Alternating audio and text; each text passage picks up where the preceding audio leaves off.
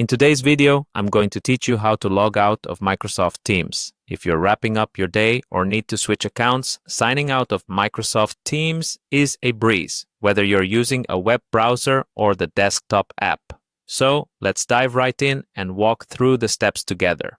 First, what you need to do is go to the Microsoft Teams website. Open up your preferred web browser and type in the website address or simply search Microsoft Teams in your favorite search engine. Once you're on the Microsoft Teams homepage, look towards the top right corner where you'll find the Sign In button. This is your starting point if you're not already logged into your account. Go ahead and click on that button. After clicking Sign In, you'll be prompted to enter your Microsoft account credentials. Use your registered email and password to access your account. This is an important step because you'll need to be logged in to access the profile menu where the Sign Out option is located. Once you're logged in, you should see your dashboard or the main page of the Microsoft Teams platform. Now that you're signed in, take a glance again at the upper right corner of your screen. You'll notice your profile icon there. It's usually a circular icon with either your photo or initials if you haven't uploaded a picture. Click on this profile icon. Doing so will reveal a drop-down menu that provides several options related to your account. In this drop-down menu, you'll find the option labeled Sign Out.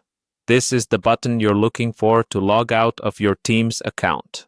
Clicking on Sign Out will immediately log you out, and you'll be redirected to the main sign-in page of Microsoft Teams. This process essentially ends your active session and assures that your account is secure, especially if you're using a shared or public computer. And that's it. You've successfully logged out of Microsoft Teams. This method helps keep your account safe when you've finished using Teams or if you're switching to another account. Remember, practicing good digital hygiene by logging out when you're done is always a good idea, especially in shared environments. It's as simple as clicking a few buttons, but it sure makes a big difference in maintaining your security and privacy online.